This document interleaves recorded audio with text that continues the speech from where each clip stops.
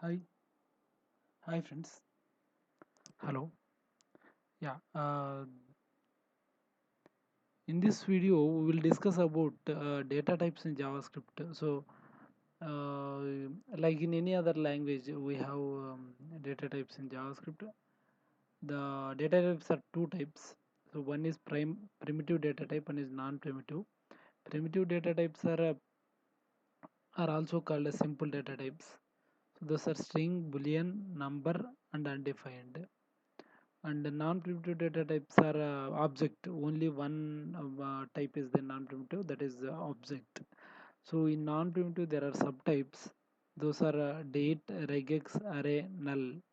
So we will see how can we know these data types, and how can we create the objects to these, how can we assign the values for this.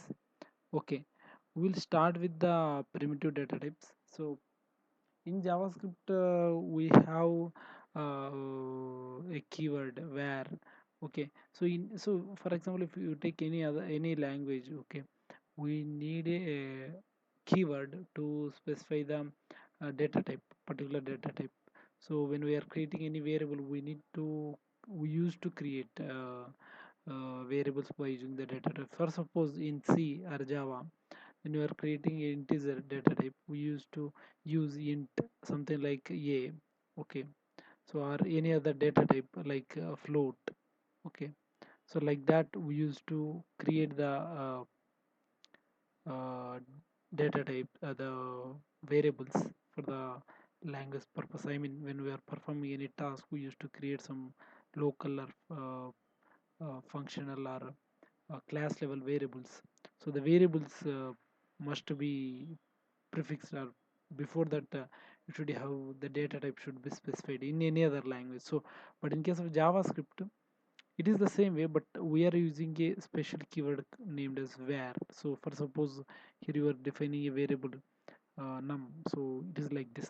The syntax is where space num. So uh, the variable declaration, we are using where keyword. So why we are using where keyword instead of a specific data type? So in JavaScript, it is actually a feature, or it is a good thing to know that the data type of a variable is dynamic. I mean, it can be changed dynamically. So that's the reason why the name the data type name is var here. So instead of int or float or boolean or anything, so it is a variable. So data type itself is a variable. That's the reason why we are using the keyword as var var. It indicates that it is a variable. Okay, variable num. So I am using number value. So initially the value of number is undefined. I mean, when there is no value, it is undefined value will be there. It is the default value of any variable which is not initialized. So and data type of that variable is. So how do you know the data type of that variable name? So data type of the undefined variable is also undefined. So there is a data type named as undefined. So when there is no value for a variable, it is the data type is also undefined. So and I have assigned some value. So for suppose num is equal to some 90, I have assigned. So the data type of this variable is number. So see, we have not specified this is a number, so we just assign the value. So the JavaScript itself determines that it is a number dynamically. So we are assigning some string, okay, is equal to.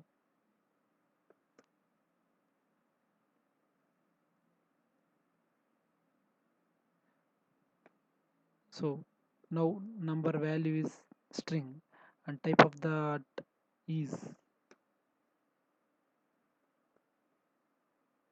sorry, I have given wrong variable name.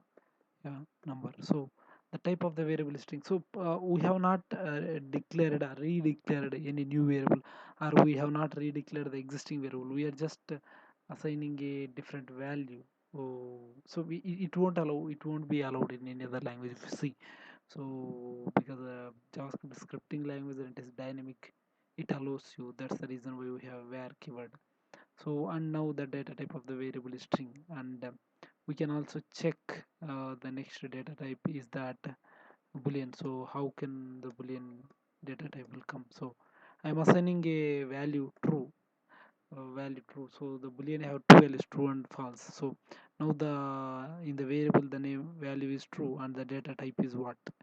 So we can see that is boolean. So there is a type boolean. Now you can see that what are the types we have seen, that string, number, boolean, and undefined. String, boolean, number, undefined. Yeah, so that there are these four primitive data types you can see it. And the next is non-primitive data types. So we will discuss about that. Yeah, so how the non-primitive data types are there? So for suppose I am creating a object. So how I am creating? So in general in any other language, if you see, we need to have a template such as class before creating the object for that. But in JavaScript you don't need to have, you can directly create the object with just a parenthesis, the flower parenthesis, and the key value. So the properties and their values we can directly specify. So the object is itself a dynamic in JavaScript, if you see. So first of all, I am creating an object employee. The variable is the employee I'm using. I'm just assigning the object directly to that variable. So the variable is that name. So for suppose the name of the employee is Mahesh. So next is I'm just giving that. So there is a naming convention which we need to use. So I'm, as of now I'm just not telling what is the name convention. I will tell in the next video. Or okay, so I just created with an object with two properties. Okay, so if I see employee, I can see the both properties that. So it just created the object. So this this much simple it is. So this underscore proto is a, we'll discuss about this. It is a inheritance concept. In next or in some other video we will discuss about that. So we have created this employee object, and how do we access the properties of that employee dot the property we can access the property we were able to access, and employee dot is we can access the same way. So there is other way also to access the property of the object. So that is by using the array notation. So in array notation we can give the property value like this. So property name, so employee of parenthesis square brackets within single or double quotes the property name. So we'll get the value. It is both we can use any one of these conventions. So there is a reason why we have this square notation to access the properties. The reason is that if you know the property name, then we can directly give employee dot name like that. But if you don't know the property name, so it is dynamic and it comes from some other function, it is called. So in that case, if you have variable something like some variable, so for suppose yeah some va, I am using some variable, and in that I am specifying the name. So it is dynamic, it can be changed and the variable. So if I am using this as variable as a parameter to some other function, or suppose I am using a function, so we'll discuss about the functions later. Okay, don't want to much up here. So we can access the name by using like this. So array notation can give, and the va we can use the variable. So that means we are dynamically able to access the properties of the object. We can dynamically change the variable this property name in order to access the in the from the object. So we are able to access the property name property value we are able to access just by using this way. So yeah, so this is how we can create the object in JavaScript. One more is that first we will see what is the data type of this object, employee, type of employee. So it is a object. So next we can see what is the next data type. Okay, the next data type is array. So how can you create array. So you don't need to create array by using the syntax. We can directly assign the value like this. So I'm just creating an array with numbers. So if you see the type of this array is what it is, it is not array.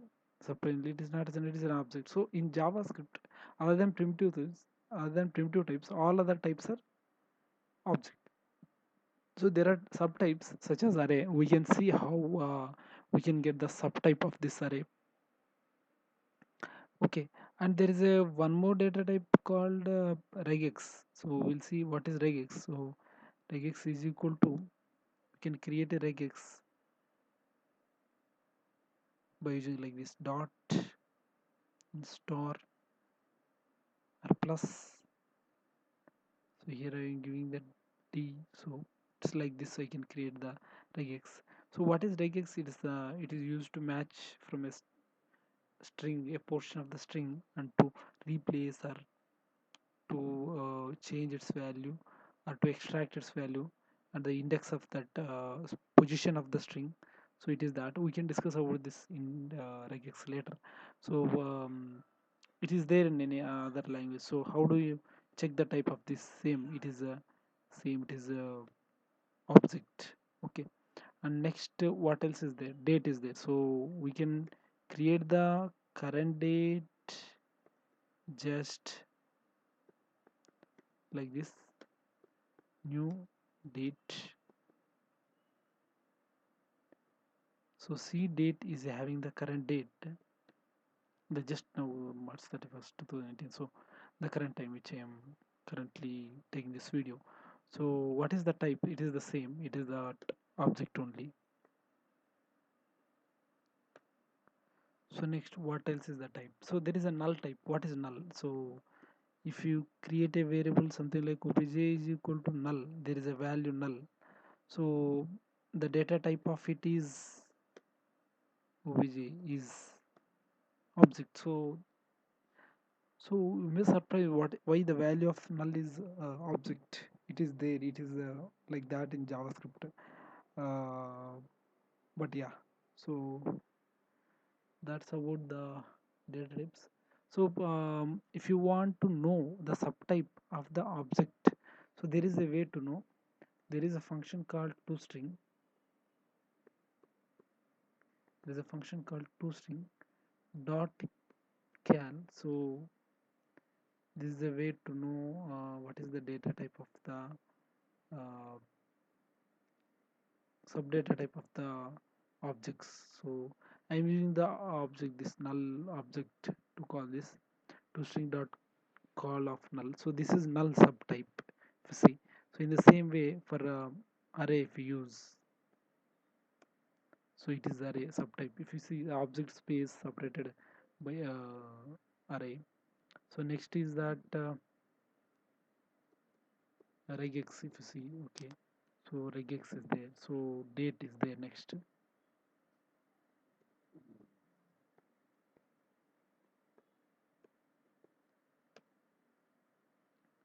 So this how we can know the data type, subdata type of the objects types in JavaScript. So we'll discuss more about these object types, how the operations can be performed on these object types, and even the primitive types in the later videos. Thank you for watching this video. Thank you guys. Bye.